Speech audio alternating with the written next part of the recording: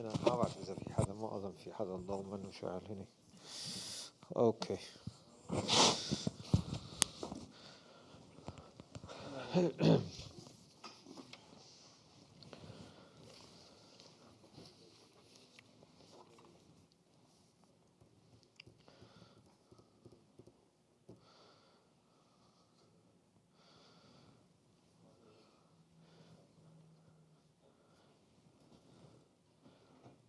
Why don't you, Hamza, move that to the carpet? This way, if people want to pass, they go around it and they don't go in front of the camera. This is being broadcasted. I don't know how many viewers we have, but normally we live stream our program. It's already started, the live streaming? Yeah, okay. Assalamu alaikum, everyone on the internet and over here. Tell us when you're ready. بسم الله الرحمن الرحيم والحمد لله رب العالمين والصلاة والسلام على سيد المرسلين وعلى آله وصحبه أجمعين ثم ما بعد فأعوذ بالله من الشيطان الرجيم بسم الله الرحمن الرحيم قال تبارك وتعالى كما ورد في سورة آل عمران بعد أعوذ بالله من الشيطان الرجيم يا أيها الذين آمنوا اتقوا الله حق تقاته ولا تموتن إلا وأنتم مسلمون صدق الله مولانا العظيم رب اشرح لي صدري ويسر لي أمري واحلل عقدة من لساني يفقهوا قولي. Brothers and sisters, Assalamu alaikum wa rahmatullahi wa barakatuh. It gives me a great pleasure to have Fadilat al-Sheikh Ma'an Alquadah, Dr.Main Alquadah with us. He's a regular here at IONA. He normally comes and gives a Friday sermon, khutbah, and an evening program. And we are happy and pleased that he's visiting us from Texas. And for those who don't know Dr. Ma'n al-Qudah, he is on the board of AMJA, the Assembly of Muslim Jurists of America. He is a faqih, and his specialty is finance. He is also the president and founder and teacher of Guidance College in Houston, Texas also. And his credentials are long. We're not going to get into that. At any rate, we're happy to have him here with us to speak on the subject of youth values, attitude, and perception and realities of the future of the Ummah. But before I give him the microphone to talk upon this very important subject, youth and social behaviors, and so on and so forth, I would like to say a few words. The ayah I opened up with, O you who believe, have taqwa of Allah as is His due. Be mindful of Allah as much as you can, as Allah said in Surah Al-Taghabun, فَاتَّقُوا اللَّهَ مَا اسْتَطَعْتُمْ. We know we cannot, like the angels who will on the day of judgment raise their head after bowing from the day He created them until the day of judgment, say, رَبَّنَا مَا عَبَدْنَاكَ حَقَّ عِبَادَتِكَ. Oh our Lord, we have not worshipped you the worship that is due to you. And here Allah subhanahu wa ta'ala is commanding us to be mindful of Him as is His due. But because we're human beings and we have shortcomings, and Allah knows that because He created us, He says, فَاتَّقُوا اللَّهَ مَا اسْتَطَعْتُمْ. Have taqwa of Allah as much as you can. And of course, the other ayah ends with, and die not except as true Muslims, those who have submitted to the will of Allah subhanahu wa ta'ala. Now, the reason why I chose this ayah is because the environment around us makes it very difficult to be mindful of Allah subhanahu wa ta'ala. We are drowning in the sea of munkar and sea of evil. And our youth are being victimized. They are the victim, and adults for that matter, but more so the youth.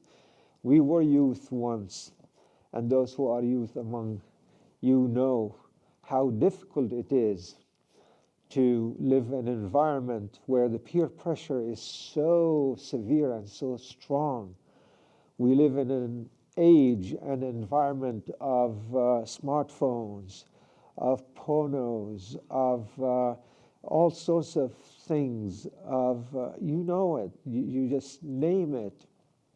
And this is not conducive to living the faith the way it was designed for us to live. You know, those of you who are familiar with the seerah, it's like deja vu. Do you know what I'm talking about, deja vu? When the Prophet ﷺ came to the scene and Allah commissioned him to guide the people, it was the environment around him was pretty much similar to what we have today, full of zina, fornication, adultery, gambling, drinking, very prevalent. No regards to parents, no regards to people. Women have no respect, mistreated, and so on and so forth. Today we call that domestic violence, you know, in the families, abuse verbally and physically. Our youth are on drugs, opioids. Wallahi, if I tell you this, you would not believe. I was called to St. John Hospital a couple of years back, and the chaplain there, whom I know, called me and says, I need you badly now. I said, what's going on? He says, there's this young lady, 20 years old. Her name was Sarah, from a Yemeni background. And she's brain dead. And I want you to help me convince her parents that she's dead, brain dead. Her heart was pumping because of the unit that they have on her chest, but she was brain dead completely. So anyhow, I went there and I inquired more about her. I met with the doctor, I met with the nurses, and then I tried to explain to the family. I said, she's dead. No sooner they take the unit off of her chest, within half an hour her heart will stop beating because no oxygen is flowing anymore to her brain. Now, what caused the oxygen not to flow to her brain? 4 things. She was on opioid, alcohol, marijuana, and this last drug begins with Z. I can't even remember what it was. 20-year-old young Sarah lying in bed dead because of drugs. Now, she's one of many. How many of our youth are suffering from this? What can we do? How can we help our youth? How can we live Islam the way Allah subhanahu wa ta'ala wants us to live Islam? Yes, the Prophet was challenged, but the Prophet was successful. And inshallah ta'ala, today we have Dr.Main who will shed more light on the subject and give us some ideas as to how we can, contain our youth and hopefully help them prevent themselves from the evils of the society, inshallah ta'ala.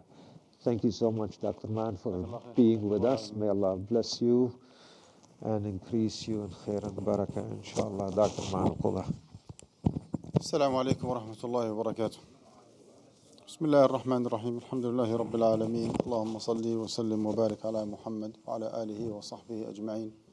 أمسينا وأمسى الملك لله والحمد لله لا شريك له لا إله إلا هو إليه النشور. أمسينا على فطرة الإسلام وكلمة الإخلاص وعلى دين نبينا محمد صلى الله عليه وسلم وعلى ملة أبينا إبراهيم حنيفا وما كان من المشركين. اللهم إنا أمسينا منك في نعمة وعافية وستر فأتم علينا نعمتك وعافيتك وسترك في الدنيا والآخرة. اللهم ما أمسى بنا من نعمة أو بأحد من خلقك فمنك وحدك لا شريك لك فلك الحمد ولك الشكر يا ربنا لك الحمد كما ينبغي لجلال وجهك وعظيم سلطانك. رضينا بالله ربا وبالإسلام دينا وبمحمد صلى الله عليه وسلم نبيا ورسولا ثم أما بعد.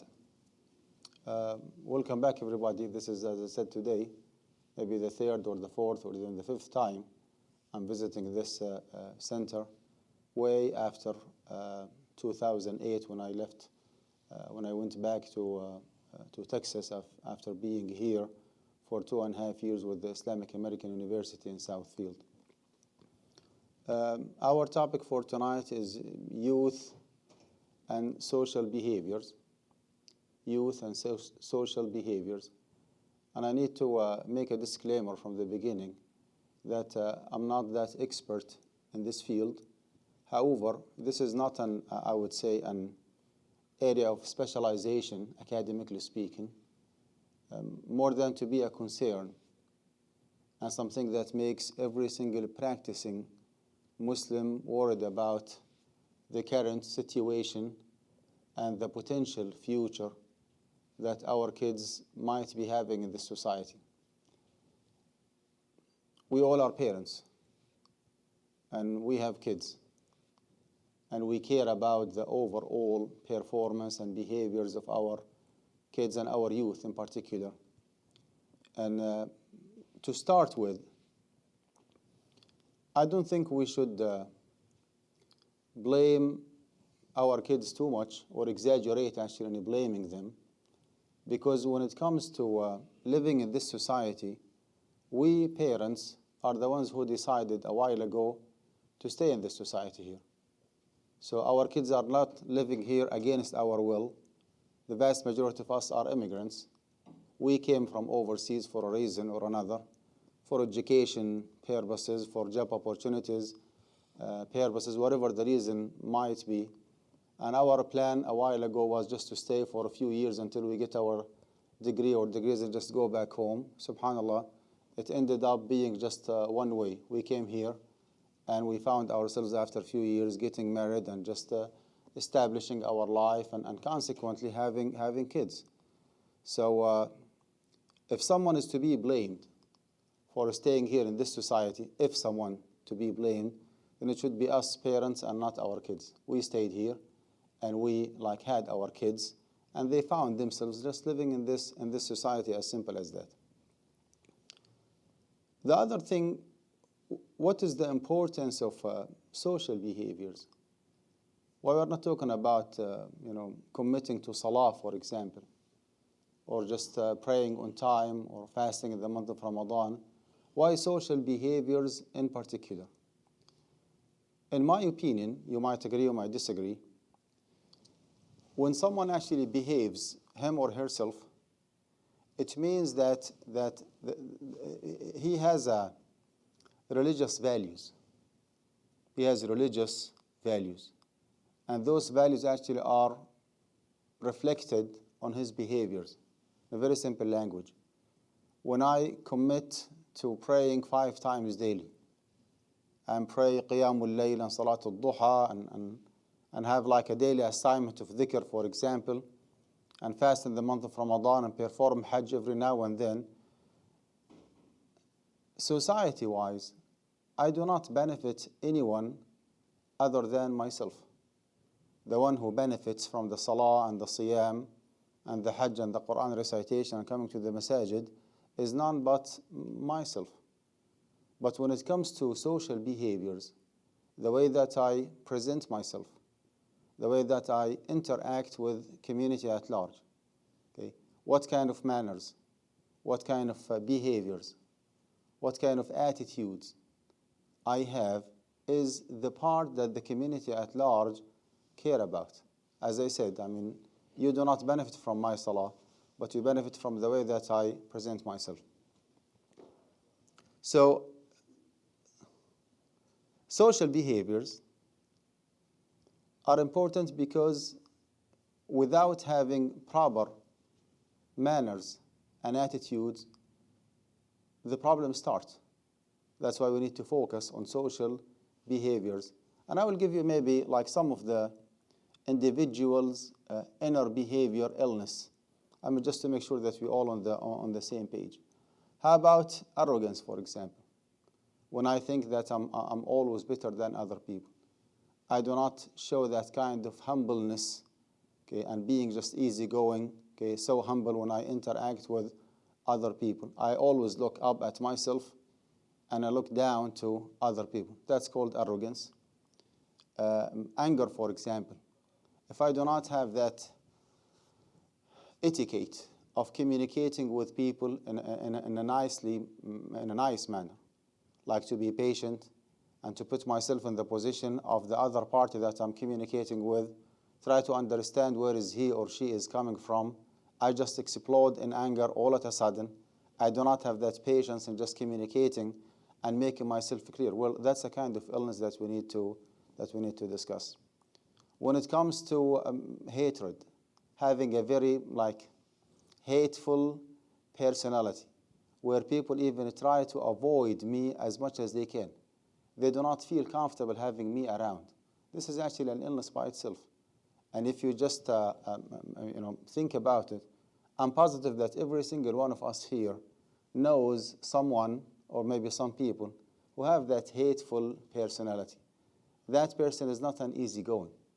And believe it or not, that person might be very religious and very practicing, coming to the masjid, reading Quran, if not even a hafiz, and just fast in the month of Ramadan and Mondays and Thursdays and on and on. But when it comes to personality, when it comes to interaction with other people, he is not that easygoing. So he is not that approachable individual. He is not that reachable individual. You find it really, really hard. I mean, you think twice, thrice, 10 times before you approach and just talk to him. I mean, that is his nature. Is this something that we need to, worry about? Of course, actually, we need to worry about. Envy, for example, ill thinking, belittling others and deny them their rights. In most cases, those kind of illnesses, they just come like a package.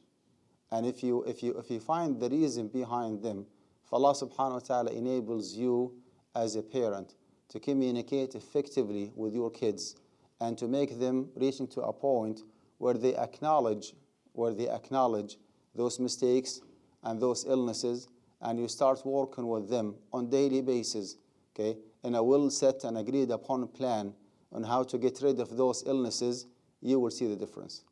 But we need to reach to a point with our kids that they have to acknowledge that, oh, Baba, you are right. Yes, I do have an issue. I do have an attitude. That attitude might be when he or she communicates with you as a parent. Sometimes actually that social hypocrisy that they have in their life. They behave in a way that is way different, like in front of you as a father or a mother. That is way different than the way that they behave whenever they step out the house and just start, interacting with their friends, okay, and their peer. So those are some of the illnesses that we need to discuss together, inshallah. As a parent, I would highly recommend that whenever you work on this issue, on the social behaviors, and to make sure that you and your kids are on the same page, and that they are improving, they are behaving, they are progressing. Always remember that you need to higher your standards, and lower your expectation.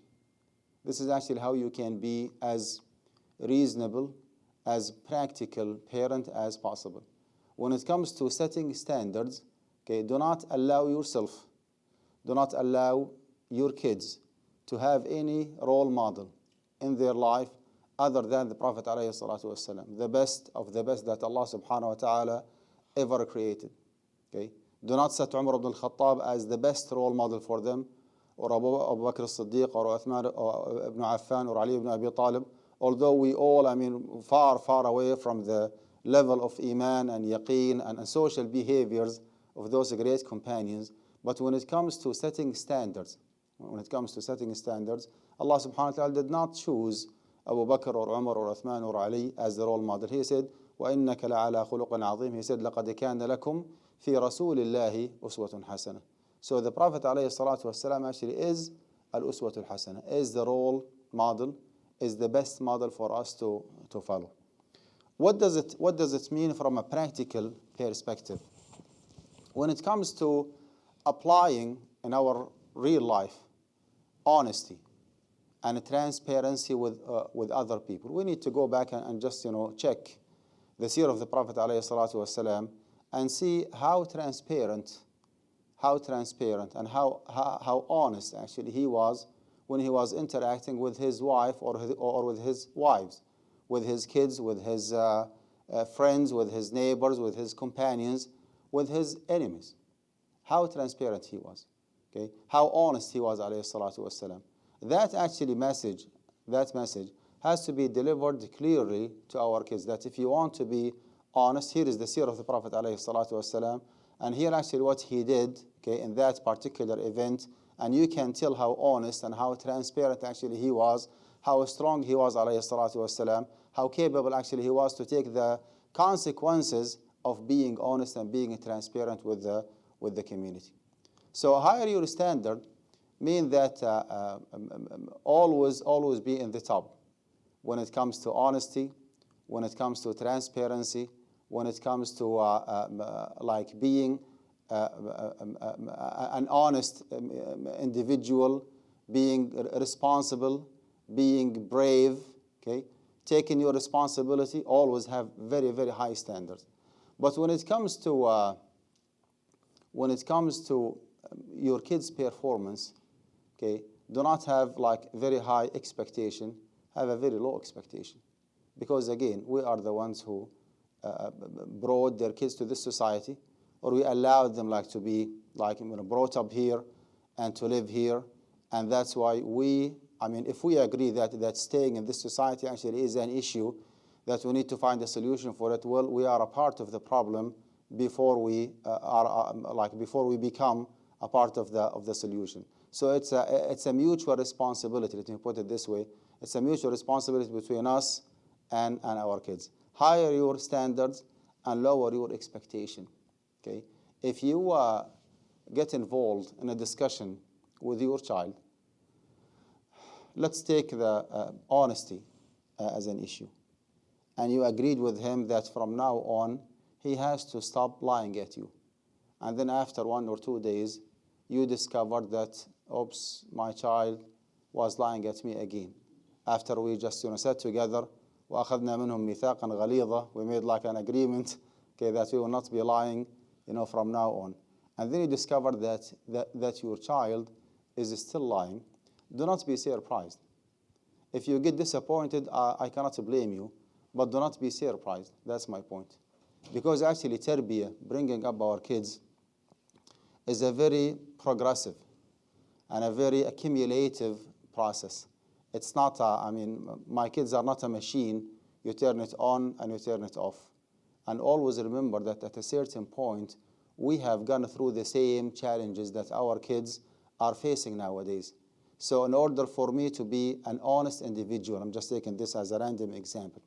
To be an honest individual, I will be like trying and committing a mistake. And I will be trying again, and then I will discover that, I was not honest enough. And then I will try again for the third time, for the fourth time, until I straighten my behaviors and reach to a point where I'm really an honest individual.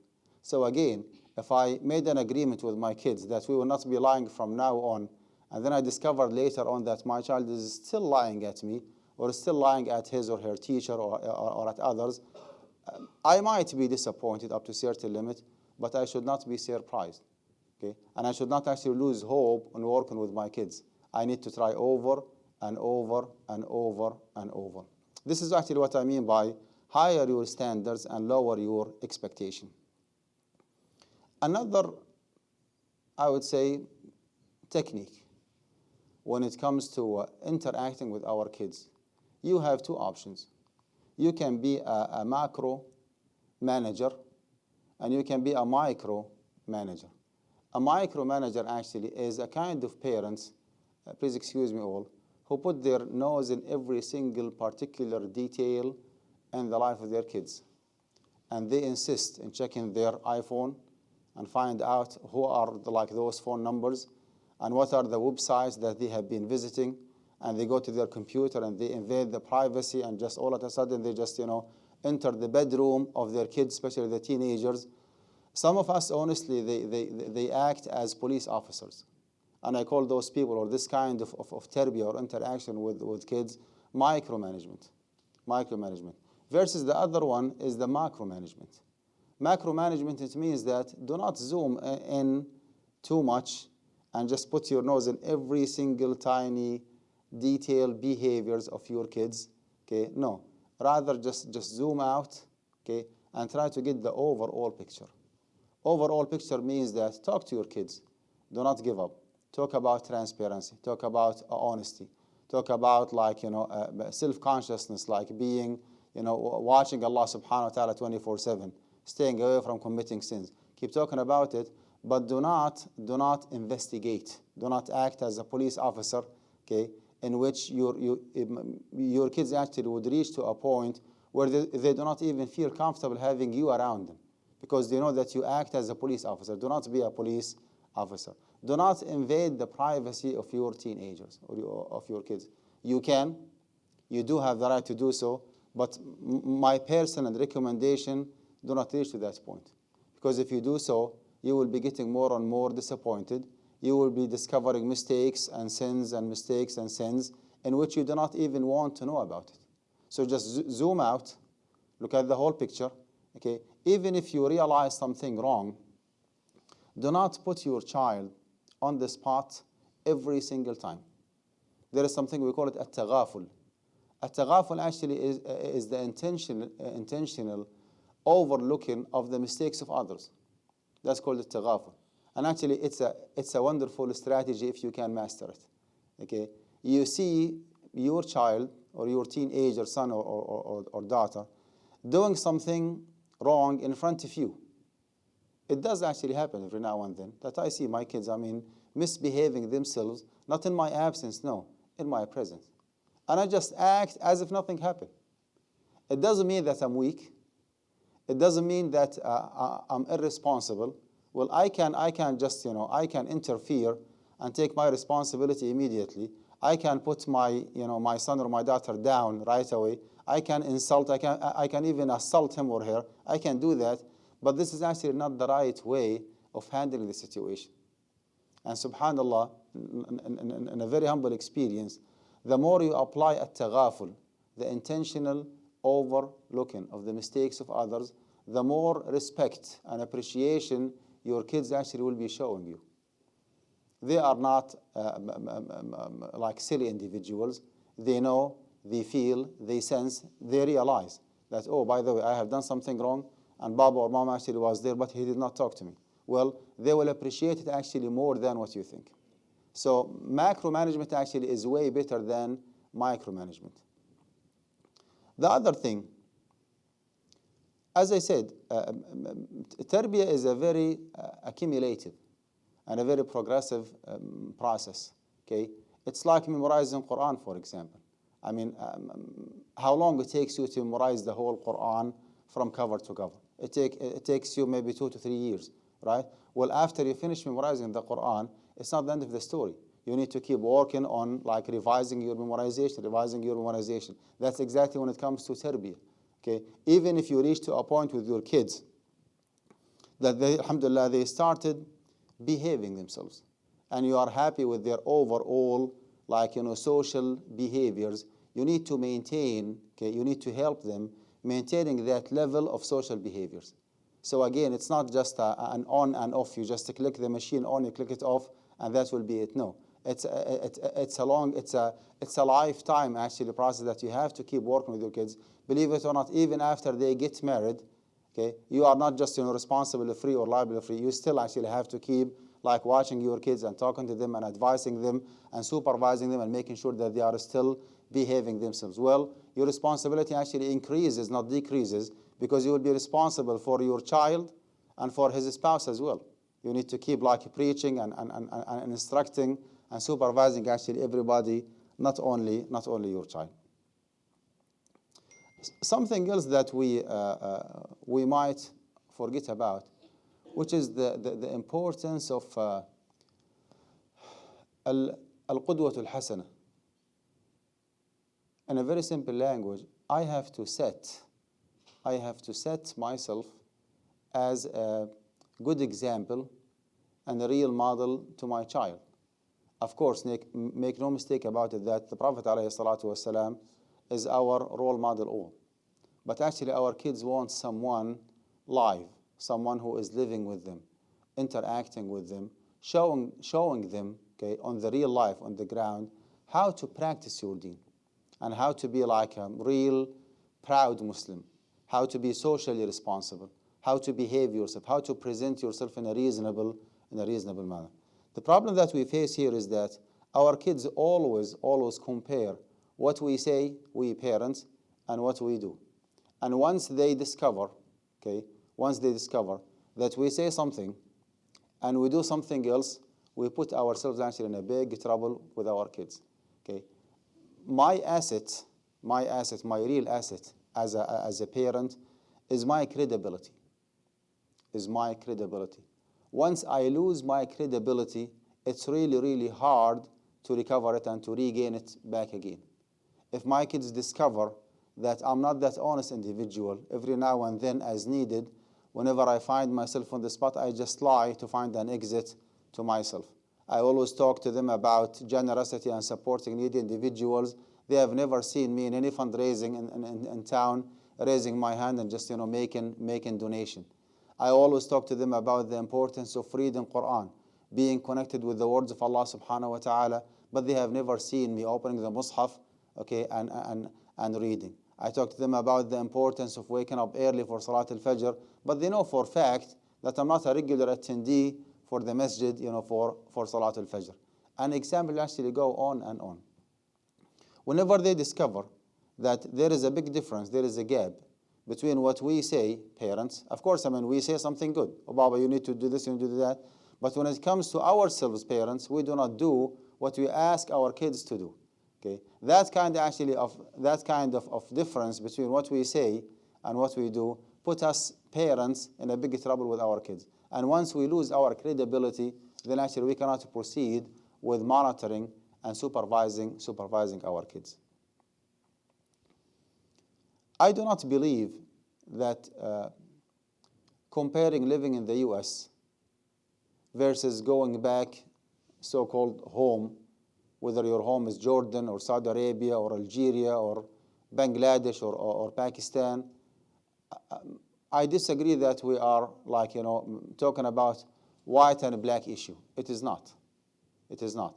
In other words, I do not believe that the difference when it comes to social behaviors, when it comes to level of righteousness, when it comes to immersing ourselves in a good environment for ourselves and our kids to practice our deen and to stay away from temptations, it's not white or black. It might be the case a while ago, maybe 30, 40, 50 years back, it might be like white and black. But nowadays, actually, because of the technology, because of the communication, because of the internet, it's not the case anymore. Whatever mafasid and temptations you find here, you will find them overseas and not even more. So again, it's not a white or black issue. Okay, whether you decide to stay here in this society, or you go to UK, or you go to Australia, or you go to Saudi Arabia nowadays, or you go to Jordan. Maybe you watch the news and you see what's going on nowadays in some Gulf countries and how much fasad actually they have. With this in mind, back to our topic, one of the main tools that we need to take into consideration is to consider sending our kids to Islamic schools. And I know very well what does it mean Islamic schools in the US. I know for a fact it's not a white or black. It's not like white and black if you compare public school to an Islamic school. It's not like goodness versus evil. It's not the case, period. I know for a fact I've been involved in Islamic education since I came to the US back in 2000, 2001. And I know how humble actually is the level of performance and the academic performance and even the tarbiyah, okay, of the Islamic schools. Overall speaking, sending kids to Islamic schools is safer. Okay, I know that even within the Islamic school, they do have some social issues and the qualification of the teachers and their ability of raising the kids and supervising the kids and improving the level of morality and modesty and religiosity of our kids is humble, and always there is a room for improvement, Even when it comes to their ability of teaching them even Quran and Arabic as second language and Islamic studies, there is a long way for those schools to go. I know that for a fact. And as I said, I've been involved in Islamic education since I came back in 2000. Nowadays, I'm the assistant director of one of the schools called Houston Quran Academy. Maybe you can look it up or Google it, Houston Quran Academy, one of the, alhamdulillah, most successful schools in Houston area, academic-wise, and even Quran and Islamic studies-wise. And I see actually almost on a daily basis a lot of issues that we have to work on. But again, if you make an overall comparison between the level of religiosity and commitment and provision of, I would say, a reasonable environment for the kids. I know that boys and girls like get intermingled together. I know that some bad behaviors take place every now and then. I know that our kids like talk about pornography and talk about drugs and in the Islamic schools. I know that for a fact. But overall speaking, if you compare the level of deviation from the right path in the Islamic schools versus sending our kids to public schools, wallahi, there is no way to compare. All the bad behaviors, all the bad manners that you could ever think about are existing in the public school system. And if you send your kids to a public school, while you do have an Islamic alternative, the Islamic schools around in the area are reasonable, are reachable, you can send your kid, you are committing a crime. Literally, wallahi, you are committing a crime. You are jeopardizing actually the social behaviors, if you wish, of your kids. And I have a personal experience with our kids in the community.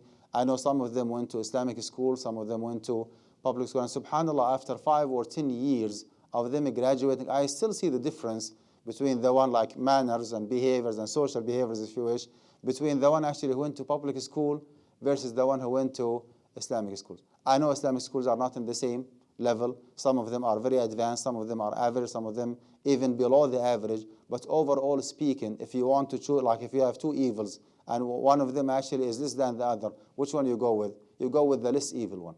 Okay? Let me put it this way. The less evil one actually send our kids to Islamic schools. When you decide to do so, do not have a peace of mind, do not feel comfortable that, okay, I did my job. Okay, you want me to send my kids to Islamic schools? I did send my kids to Islamic school. Well, this is actually incorrect. Okay, it has to be a collaborative effort between the family at home, parents, and the school at the same time. If parents and teachers are not on the same page, then the goal actually will not be achieved. Yes, I understand that teachers stay with my kids in the Islamic school for 8 hours, and I, as a parent, do not have the ability and the time to spend 8 hours with my kids. I know that teachers stay with my kids more than what I do. This is for fact, right? We spend maybe 1 or 2 hours between lunch and dinner and just socialization and teaching and tutoring our kids, maybe 1 to 2 hours a day, and that will be it. By the time we get together, it's 9 or 10 o'clock, they go to bed, and the next day they go to school, okay, and on and on. I know this is this for fact. But my point here is that we need to make sure that we all on the same page. Okay, we reach to a point that there is no communication between parents and teachers.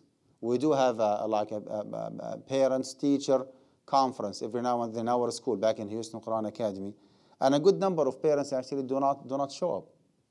Good number of parents do not show up. They do not even care. Well, they do care, but they do not actually ask about their kids to that extreme, to that point. Okay, they do have the right to come and just have 10-15 minutes with every single teacher, asking him or her, how is my son or my daughter doing in the math, in the social studies, in English, and math, and manners, behaviors, Quran, tafsir, Islamic studies. Some of them actually do not show up whatsoever. And they start to blaming the school and the teachers toward the end of the year. Oh, I sent my son or my daughter to Islamic school. I pay thousands of dollars tuition fees, and here is the result. My son is not improving. My son is not doing this. My son is not doing that. Well, again, it's a collaborative effort. It's a joint effort. It's a partnership, if you wish, between schools and parents. If we are not on the same page and everybody actually is doing his or her best to improve the social behaviors of our kids, then we are not on the same page, and the goal actually will never be achieved.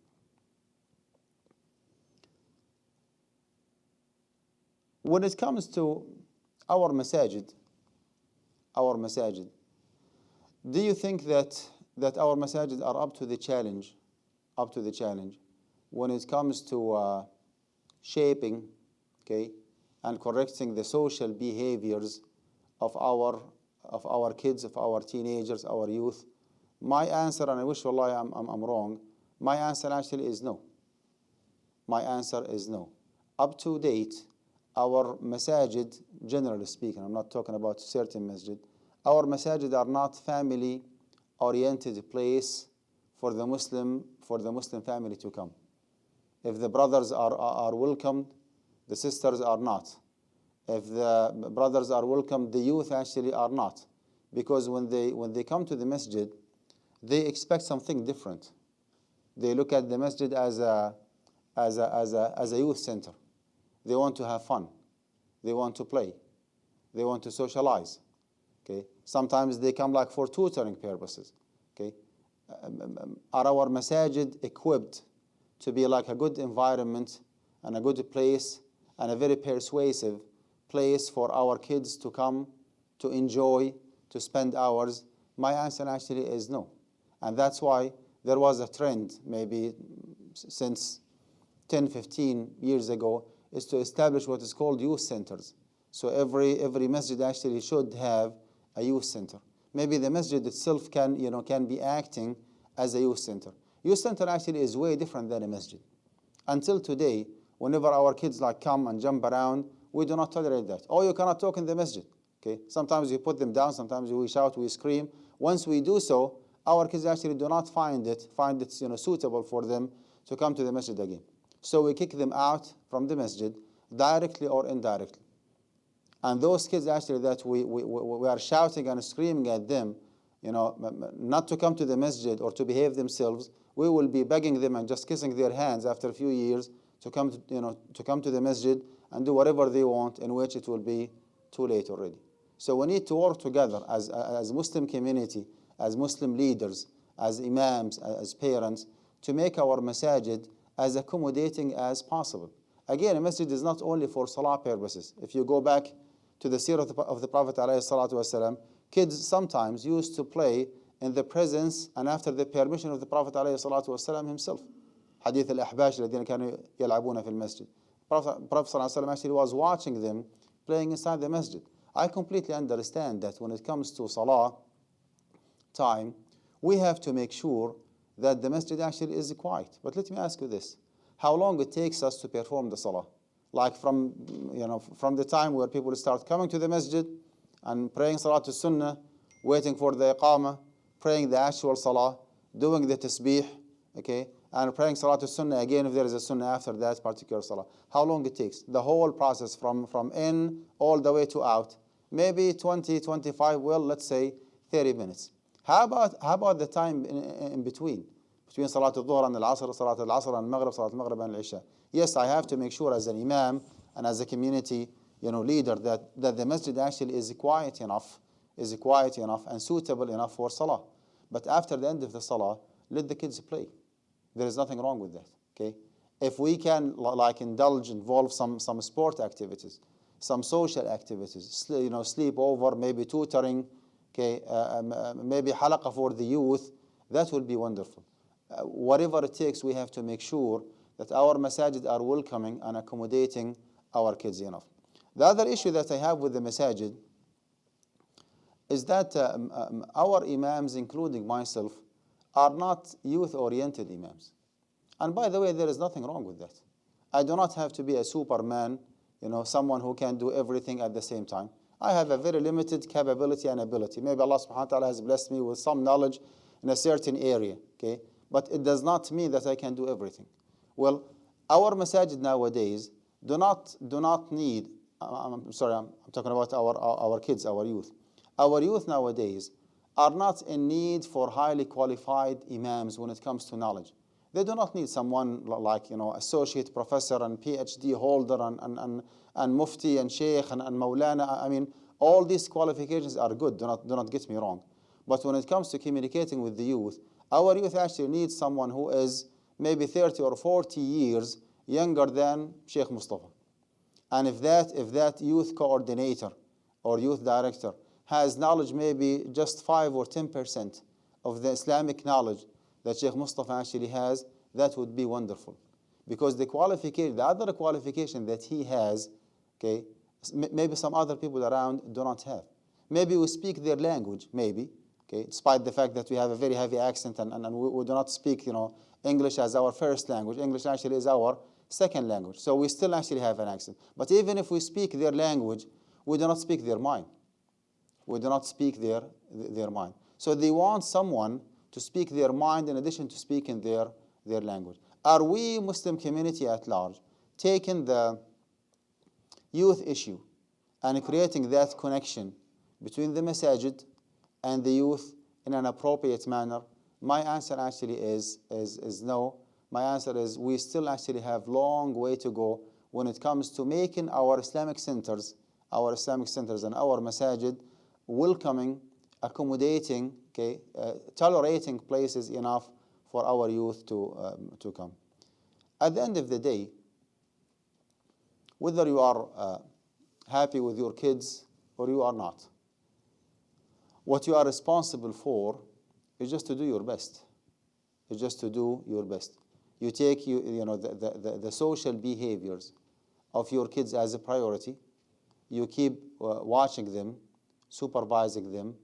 You present yourself as a good example and role model for them. You higher your standards. You lower your expectation. Okay? You act as a macro manager, not as a micro manager. You go extra miles by sending your kids to Islamic schools. You communicate effectively with the Islamic schools to make sure that everybody on the same, on the same page. Whenever you go and ask about your kids, do not ask about their academics and their grades only. Ask about their social behaviors, their manners, their attitude, their Islamic personality. Make sure that they do not have that social hypocrisy that some of our kids actually are facing nowadays. Social hypocrisy actually is to have 2 different faces or 5 different faces at the same time. So your son or your daughter might act in a way in front of you that is way different than he behaves himself or presents himself in front of his mom, different than the way that he presents himself in front of his siblings, different than the way that he presents himself when it comes to speaking and talking to his colleagues and his friends outside home. At the end of the day, if you did your best, if you do your best and you are committed to continue doing your best, and the outcome result was not that promising, was frustrating up to a certain limit, then what else you can do?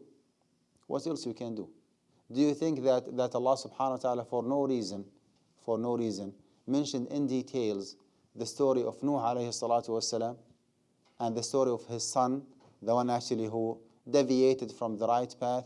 And Nuh alayhi salatu wassalam talked to him, يا بني اركب معنا ولا تكن مع الكافرين قال سآوي إلى جبل يعصمني من الماء قال لا عاصم اليوم من أمر الله إلا من رحم وحال بينهما الموج فكان من المغرقين. Well, it saddens us the most, okay, to be on a certain path, a certain way of life, and to be committed and practicing people and coming to the masajid and serving the community and donating money, while our kids actually are living completely different life and they have completely different lifestyles and different priorities in their life. This is actually something really, really hurts us. But again, at the end of the day, what else we can do? And again, if you go to the Quran and read, definitely there is a wisdom behind mentioning the story of Nuh alayhi salatu wassalam. Well, no one can claim that he or she has iman and yaqeen and commitment and covenant with Allah subhanahu wa ta'ala like Nuh. Well, Nuh alayhi salatu wassalam was a prophet, was a messenger.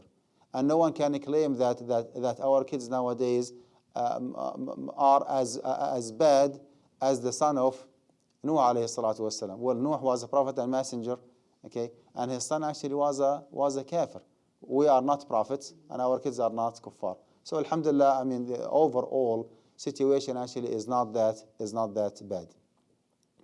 As I said in the beginning, this is not a fiqh topic that we just listen to a lecture and we take some fiqh rules and we apply them. No, it's a social issue. It's an educational issue. It is something that has a lot to do with manners, with behaviors, with tarbiyah at large, and it's just an experience that I'm sharing with you tonight. And I would love to hear from you, maybe some comments or some questions regarding what I have raised. I'm not sure how much time we have. Salat al-Isha. Yeah, sure. Yeah. Well, I would love to have like an interactive session with my brothers and sisters here. And I told Sheikh Mustafa that we'll be talking for maybe 45 minutes, and just we'll have another 15 minutes for until we be a question and answer. So it doesn't have to be a question; it could be just a concern or something that you want to share. So please, please feel free. Maybe you can come here, Sheikh Mustafa, and just add a few thoughts.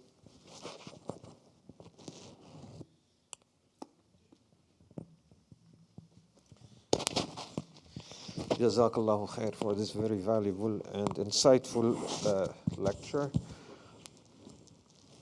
Yeah, so we all have those challenges. I, as a father of 6 children, I had to go through, with some of my children, through very difficult times because of the environment that they are in, and you try your best to teach them.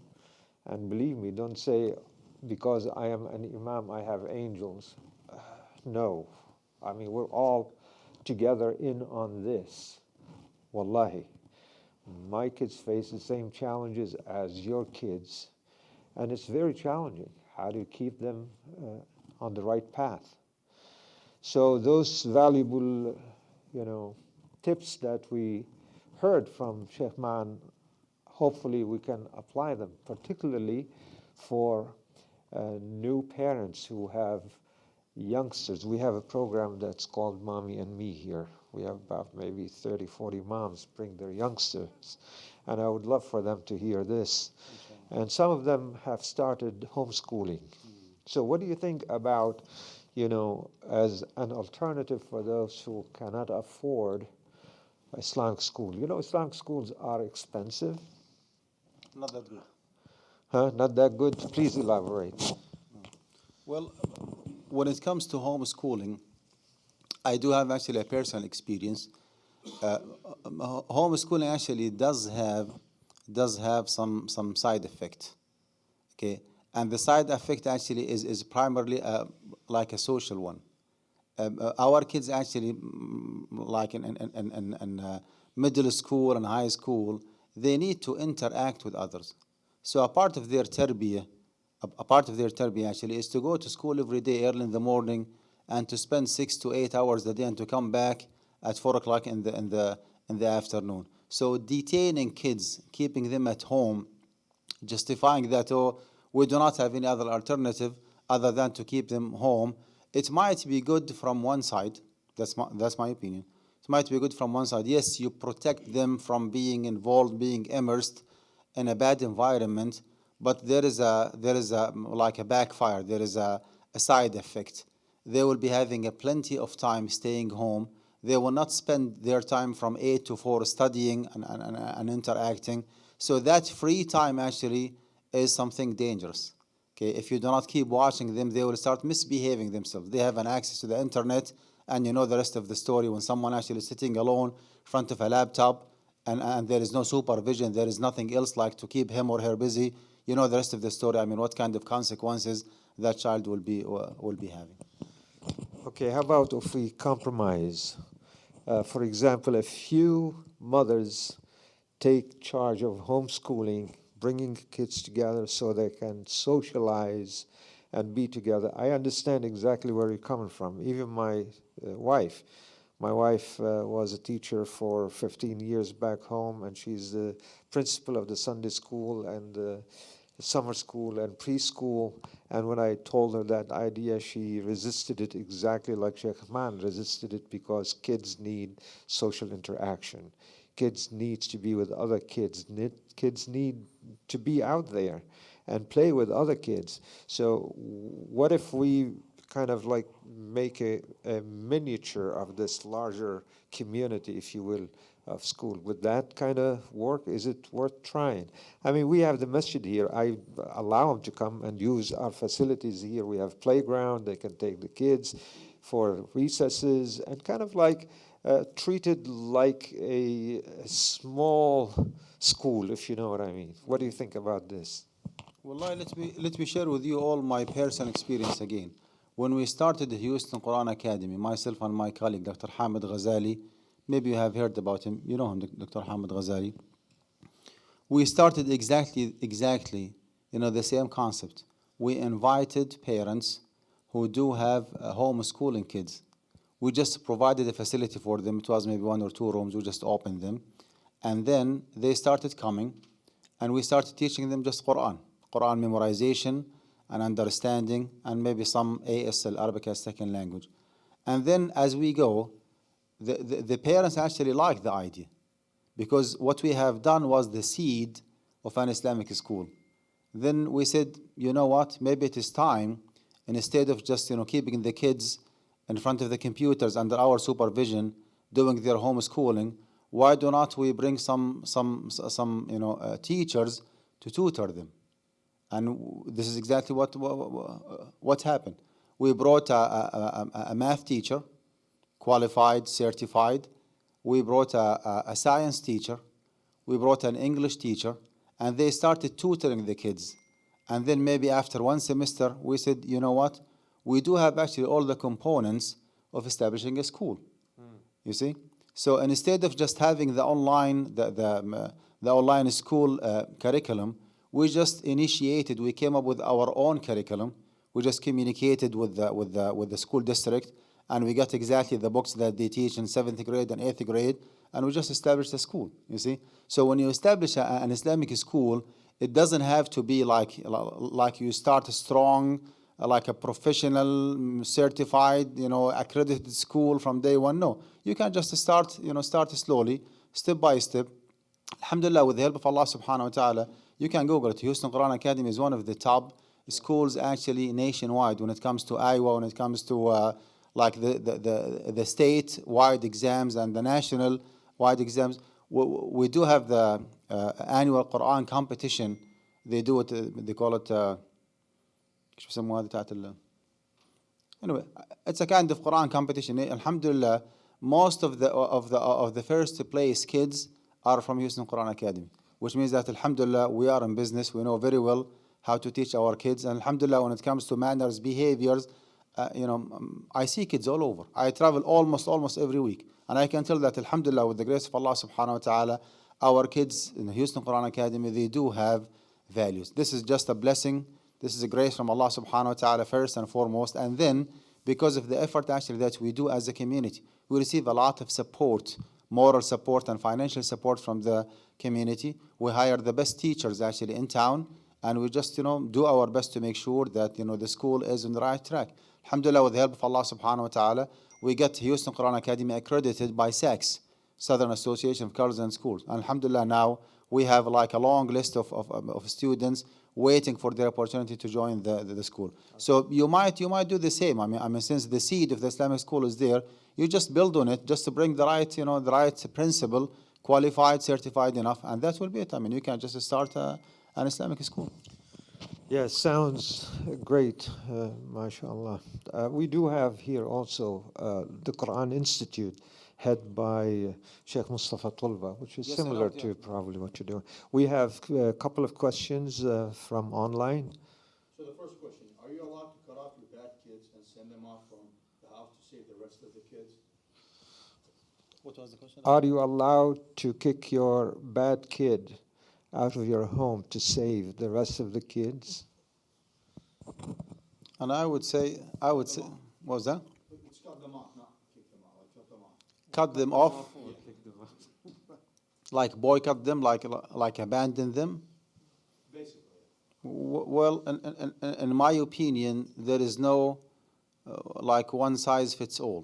It has to be taken case by case basis. Kids are not the same. Sometimes, I mean, you have your own kids, and they do not have the same personality. Some of them are easygoing, okay? Some of them are hardgoing. Some of them are just stubborn. Some of them actually are obedient. So again, there is no like one size fits all. There is no one solution that fits perfectly fine with each one. If you think as a parent that your particular child is resistant and stubborn enough, and the only way to behave him, okay, or to sharp his personality is to avoid him or to boycott him, do not talk to him for a few days, go for it. But do not take it to the extreme because it might fire back. If you exaggerate, if you overdose, your child, some side effect actually will be taking place. Even if you think that your child is the worst one, always there is a room for improvement. You can just still have that good connection, good relationship with your child. Because if you boycott him, I mean, you just disconnect yourself, from him. I mean, he will not be listening to you anymore.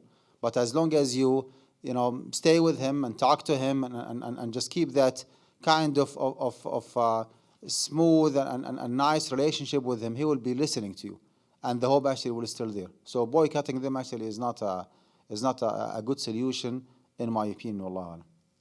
Second question. As a community, should we focus on the younger children to teach them Islam, or should we just teach Islam to adults and leave the teaching of children to the adults? So as a community, should we focus the Islamic teachings on the youth or just keep it on the adults? Or leave the teaching of the children to the adults? Wallahi, yeah, I don't think that it's either or. I mean, Islamic education should be provided for everybody. Yeah, and the Islamic education does not have only like one means or one tool. Khutbah al-Jum'ah is an Islamic education. The short khawatir and the classes that the imams actually give in the masjid after the salah, before the salah, is a kind of Islamic education. The weekend school that we hold is an Islamic education. Guidance college is an Islamic education. You see, different ways. I mean, if we can focus on everybody, that will be wonderful. But for a certain individual, if he does not have enough time to educate everybody, I would say yes. I mean, focus on the youth. If you are a youth-oriented individual whom youth, listen to you and you can easily connect with them, then definitely invest your time with the youth, because our youth actually is the future of Islam in this society. We parents, I mean, are almost there. Maybe Allahu alam, 1, 2, 3 decades, and we will be just gone. So if we do not invest enough to enroot Islam in this society, Allahu alam, what kind of future Islam will be having in the US. So it's all about youth, educating youth, taking care of the youth. Yeah, definitely. Any other questions, or you may want to share with us something? Comment on the first question. I would recommend never close the line of communication unless you're communicating with your bad apple. Yeah, that's okay. Bad apple is good You example. have to have the communication going. If you totally cut him off, then that's it. You have lost everything. Yeah. So Dr. Somebody else will communicate, which is less desirable. Yeah, that's true. So Dr. Siraj is commenting on the first question, and he's saying never cut the communication between yourself and the son or daughter that is in question. Huh? Are you talking about him? Yeah. He said cut it off, right? No. He said do not cut off the communication. Do not, you said? Do not. Oh, do not. Yeah, keep that communication going, even if he left the home. Our kids here, when they become adults, they may choose and say, well, I don't want to live with you anymore. Well, you can't do anything. Even our girls, for that matter, they have the choice. And the law over here will stand with your 18 and older kid's choice, and you have no say over that.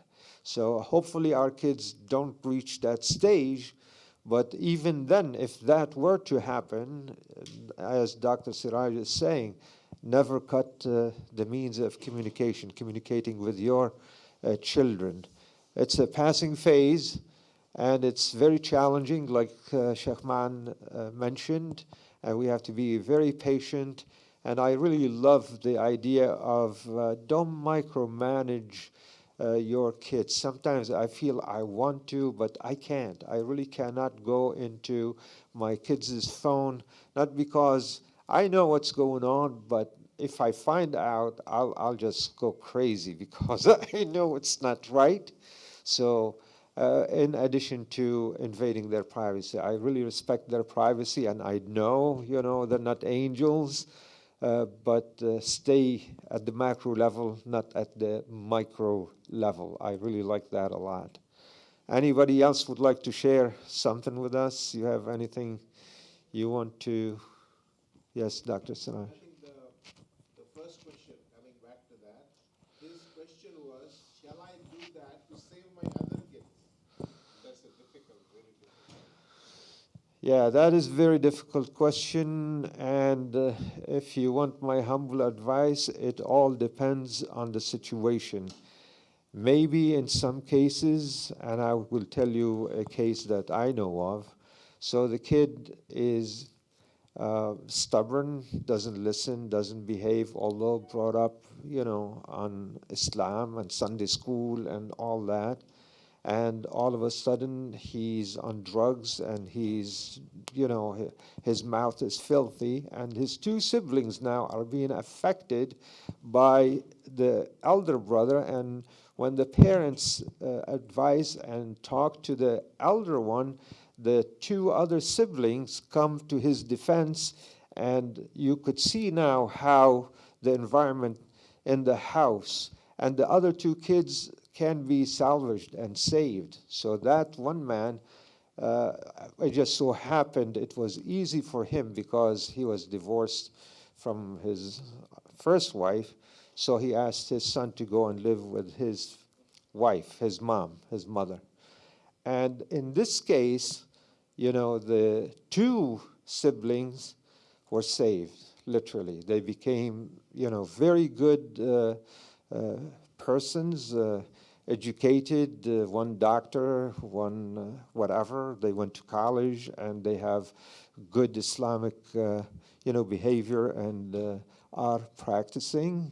And the other person, after so many years, returned back to the deen, subhanallah, after so much time.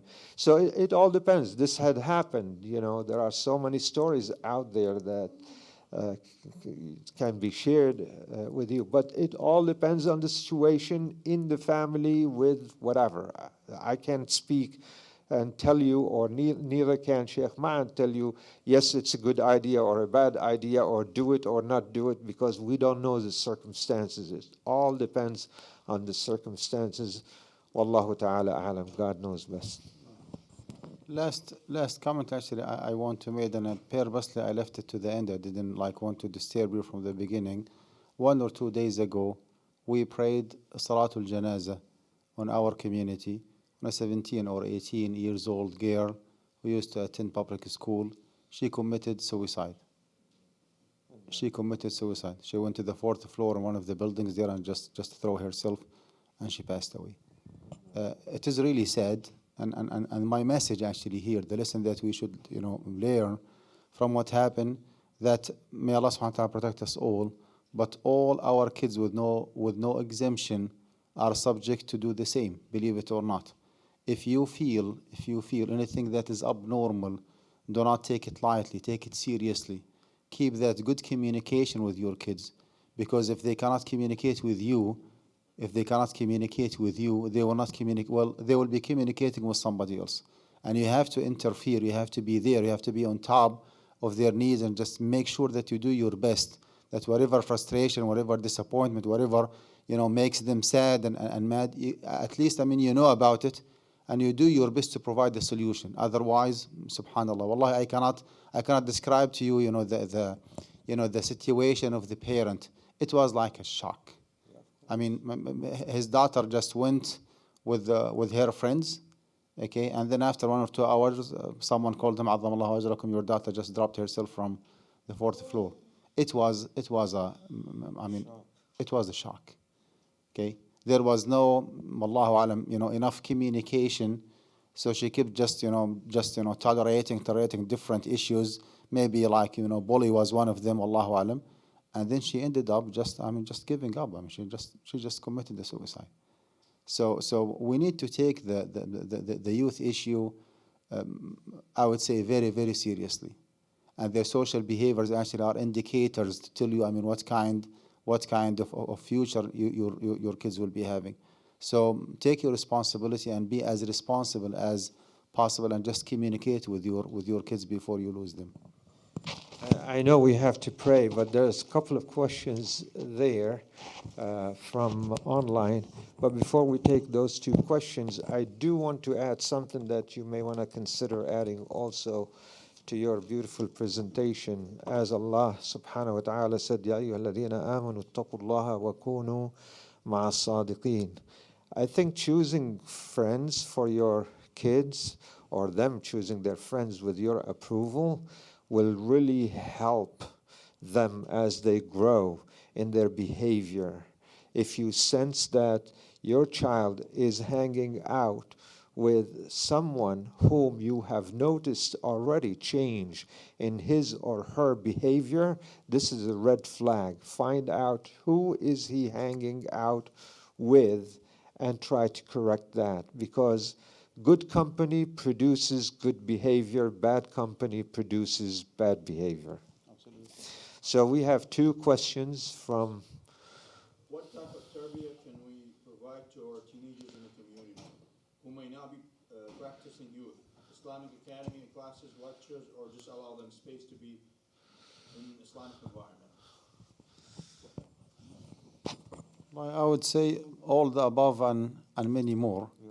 However, if we have to choose either tarbiyah and just immersing them in the right environment, spiritual, educational, religious environment, versus just teaching them Islam and just showering them with lectures, I would go with the first option, because if the Islamic knowledge does not transform their life and make them better Muslims, we do not need that knowledge. I do not want my child to memorize the whole Quran and to become a drug addict, right? It is enough for me as a parent, okay, to memorize only Juz'u Amma, and to be a good Muslim coming to the masjid regularly, versus memorizing the whole Quran and just becoming like a criminal individual or a drug addict or porn addict or a bad individual in the society. So Islamic knowledge is, in my opinion, Islamic knowledge is a means for a goal. Okay, it is a means for a goal. It is good by itself. It's good to be a knowledgeable individual and to know hadith and to know Quran, to study fiqh and to study tafsir, and to know what Allah subhanahu wa ta'ala says and what does He mean. All this and many more are wonderful. Do not get me wrong.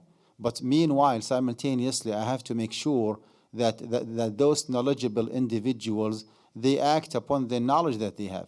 Okay, if their knowledge is in one side and their manners and behaviors in a different side, then what is the point behind being knowledgeable to start with? So to answer the question, akhi, if it is either or, I would just go with the tarbiyah, just providing some